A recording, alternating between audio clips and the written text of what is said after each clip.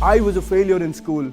Every year my parents were called to the school and they were humiliated saying, your son is a failure, your son is a failure. But I had to crack the UPSC exams, which is considered to be India's toughest examination. Then I cleared my IB exam, I cleared my SSC exam, I cleared my Karnataka Public Service Commission examination, I cleared my FDA examination, and then these three important factors determine if a person is going to be successful or if he's just going to be short of being success. And the first and the most important thing is one.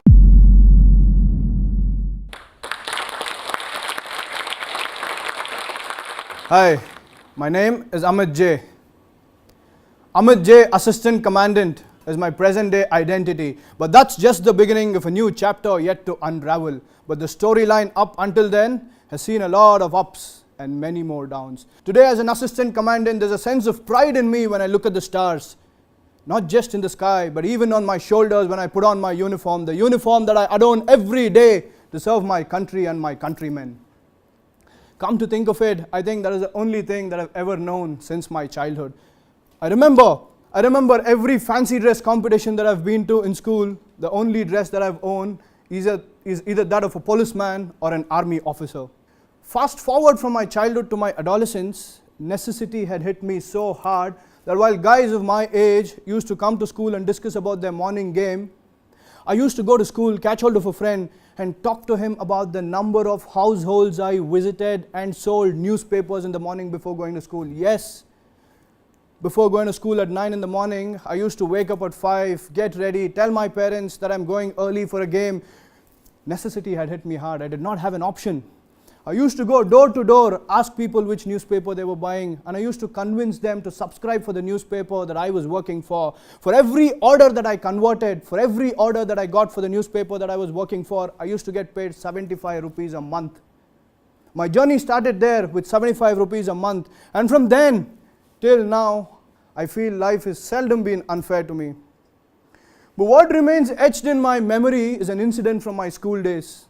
I remember we were a class of around 100 plus students. A class of 100 plus students had adorned the auditorium to listen to a career counselor who was to guide us about our future course of action in life.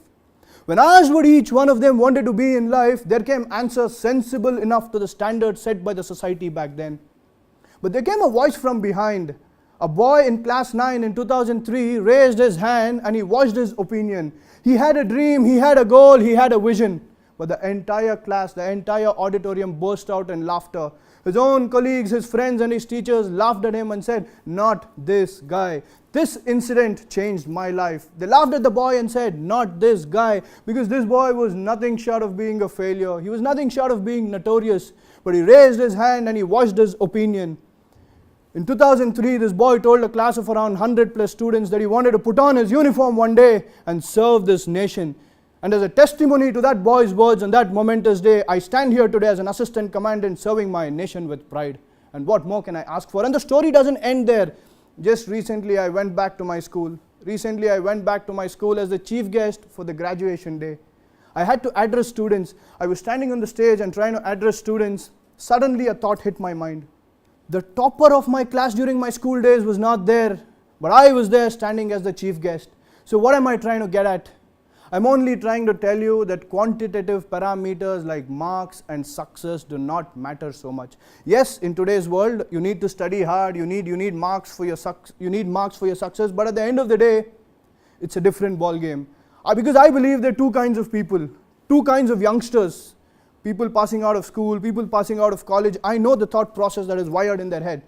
One group of people who decide on something and later become successful. These are the guys who today are working in big companies like Yahoo, Microsoft, Google.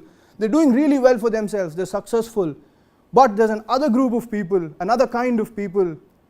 These are the people who start their own companies and make it Google, Microsoft, Yahoo. So the choice is yours.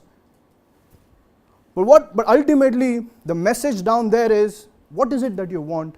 I believe that people who are successful and people who are just short of being successful have three important factors. These three important factors determine if a person is going to be successful or if he's just going to be short of being success. And the first and the most important thing is one's vision.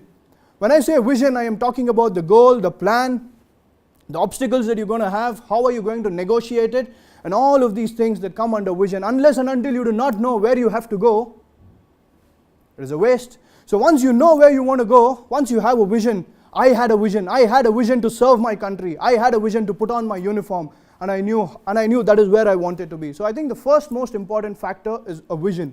The second important factor that I believe in is how badly do you want it? Because I know I did a lot of jobs in the unorganized sector, but still there was a lingering dream inside me to put on my uniform and serve my nation. And I strongly believe in the statement that if you want something badly, ask for it. Ask for it from the bottom of your heart, and the entire universe will realign itself to give it to you. So first is your vision, and second is how badly you want it. And now let's come to the third important thing. That is, of course, you'll have to work hard. There's no doubt about it. Your hard work clubbed with your smart work. Sharpen your axe before you begin to cut the tree. Sharpen your axe before you begin to cut the tree. Take my own case for example. Like say if you want to clear a competitive exam, I wrote competitive exams. But if you want to clear a competitive exam, you will have to sit in front of the book and study for 4 to 5 hours a day. I mean, whatever you're comfortable with. But you have to study. To get yourself to sit at a place and study for 4 to 5 hours is hard work. But to know what not to study rather than to know what to study in those 4 hours is smart work. So hard work clubbed with your smart work. I was a failure in school. Thinking back of my school days, I don't see a marks card of mine from my school days from class 7 to class 10 without a red mark on it. Every year my parents were called to the school and they were humiliated saying, your son is a failure, your son is a failure. Alright, my parents tried to encourage me, my parents tried to put sense into me. I really wanted to study, but studies never got into my head. Physics, chemistry, math, all these subjects were alien to me. It never went into my head. My class 9 exams, I failed in 4 subjects in my final examination. Just by a mark or 2. The principal called my parents to the parents-teachers meeting, and the principal told my parents, I request you to kindly change your son from the ICSE board to the state board, because if this boy does not clear his board exams in class 10, he is going to be a disgrace to the school and this institution.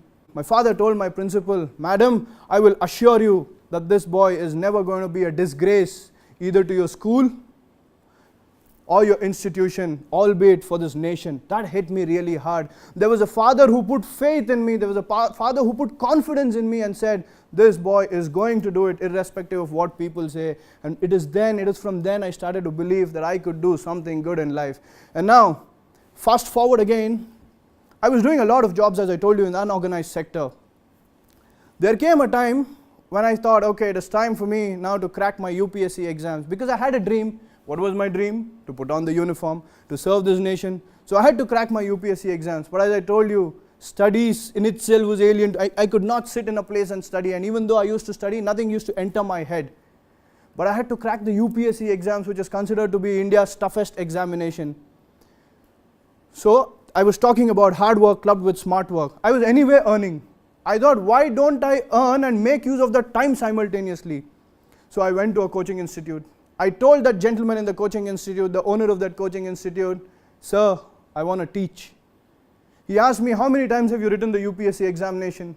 I said, I am yet to write, but I want to teach. He asked me, what do you want to teach? Polity? I said, no, I don't know the Indian Constitution.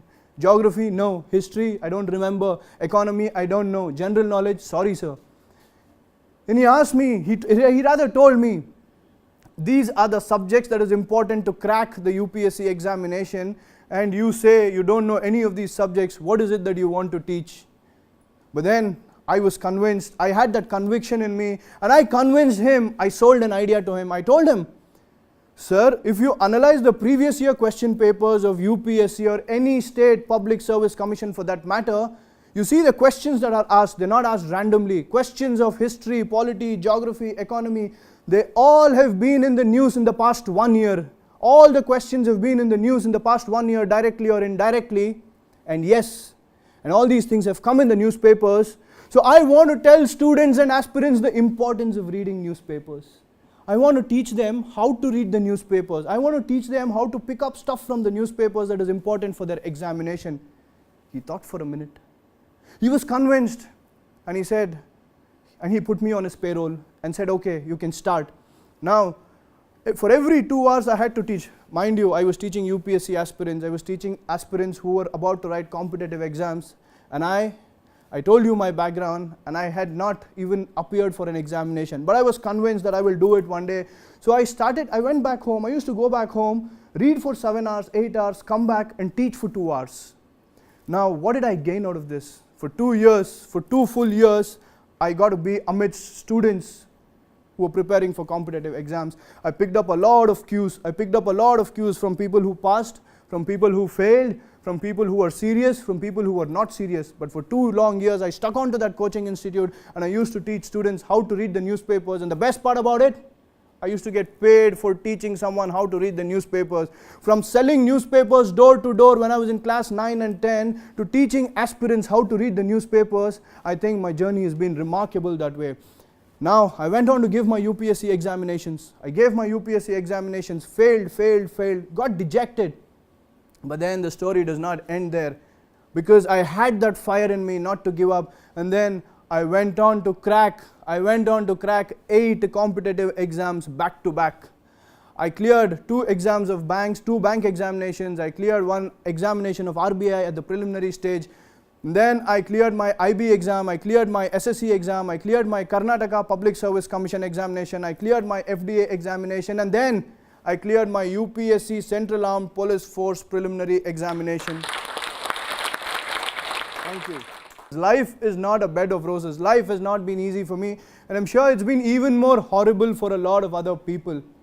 But my question is, what differentiates that person? What differentiates people who accepted destiny and what from the people who fought against destiny? There are people who accept destiny and say this is how life goes, but there are people who fight against destiny. And I think the only difference between people who accept destiny and people who fight against destiny is that one word: attitude. The attitude to never give up, the attitude to believe in your dreams, and the attitude to chase what you want, and the attitude to not settle down until you get what you want.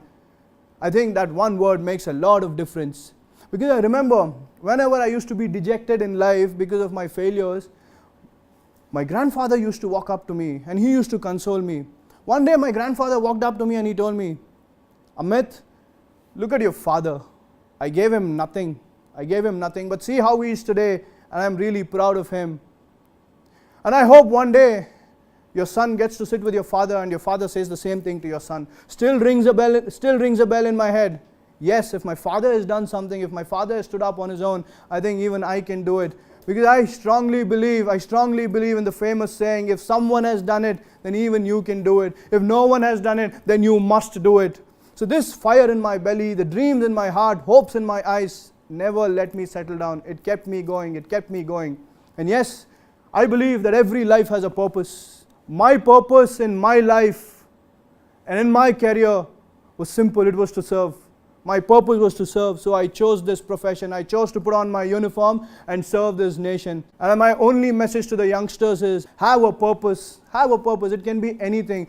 I'm sure most of you would be working in good companies today. I would only want to tell those youngsters that if you're capable of being good employees, you're equally capable of employing another 1,000 people to work for your vision. I want the youngsters to know that if they're capable of being good citizens of this country, they're equally capable of leading this nation from the front. I want these youngsters to know that if they're capable of being happy with their families, they're equally capable of making another 1,000 people happy and changing their lives. I want each one of us to go out and be an asset to our families, to our society, and to this nation as a whole. In the end, I would only want to tell you one thing. No matter who you are, no matter where you are, no matter what you do, believe in yourself and chase your dreams, for at the end of the day, it is only your conscience that you're all answerable to. Jai Hind. And yes, please do subscribe to Joe Stocks. It's an amazing channel, a very motivating one.